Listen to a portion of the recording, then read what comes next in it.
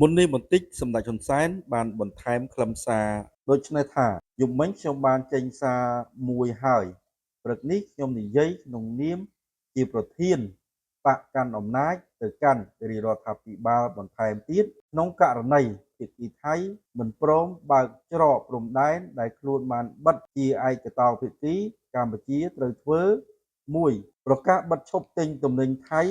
មកប្រើប្រាស់ក្នុងទីផ្សារកម្ពុជាគឺមានន័យថាឈប់ប្រើប្រាស់ទំនិញថៃ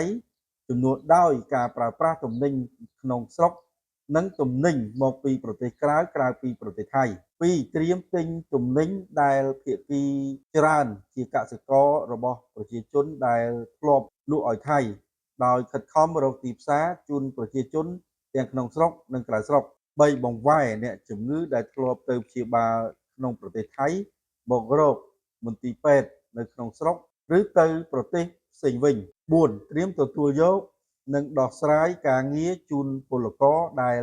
នឹងវិលត្រឡប់ពីប្រទេសថៃកម្ពុជាកំពុងខ្វះកម្លាំងពលកម្មទាំងក្នុងវិស័យឧស្សាហកម្មទាំងក្នុងវិស័យកសិកម្មនិងសំណង់រាប់ម៉ឺនកន្លែងបងប្អូនពលករអាចវិលត្រឡប់មកកម្ពុជាមុនថៃបណ្ដេញចេញដែលពេលនេះកំពុងទទួលការមើលងាយនិងប្រមាថយ៉ាងធ្ងន់ធ្ងរនៅតំបន់មួយចំនួន5កងកម្លាំងប្រដាប់អាវុធគ្រប់ប្រភេទត្រូវត្រៀម24ម៉ោងលើ24ម៉ោងដើម្បីវាយបកការពារខ្លួនក្នុងករណីមានការឈ្លានពាន6បណ្ដាខេត្តនៅជិតព្រំដែនត្រូវត្រៀមជម្លៀសប្រជាជនចេញមកកាន់តំបន់មានសុវត្ថិភាពនិងដោះស្រាយស្បៀងអាហារថ្នាំពេទ្យនិងសម្ភារៈចាំបាច់ផ្សេងទៀតបើថៃមិនធ្វើការដោះស្រាយច្រកព្រំដែនឲ្យវិលមកភាពប្រក្រតីវិញយើងគ្មានជំរើសក្រៅពីធ្វើការទាំងអស់នេះទេខ្ញុំសូមអំពាវនាវដល់បងប្អូនជនរួមជាតិសូមកុំធ្វើអំពើជ្រុលនិយមដូចជាបាតកម្មប្រឆាំងស្ថានទូតថៃក្រុមហ៊ុនថៃនិងជនជាតិថៃនៅកម្ពុជា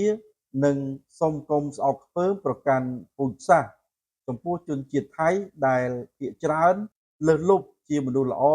មានតែក្រុមជ្រុលនិយមនិងនយោបាយមួយចំនួនប៉ុណ្ណោះដែលបង្ករឿងជាមួយកម្ពុជាព្រោះជាទម្លាប់រាជរដ្ឋាភិបាលថៃមិនអាចគ្រប់គ្រងកងទ័ពបានដូចប្រទេសកម្ពុជានោះទេ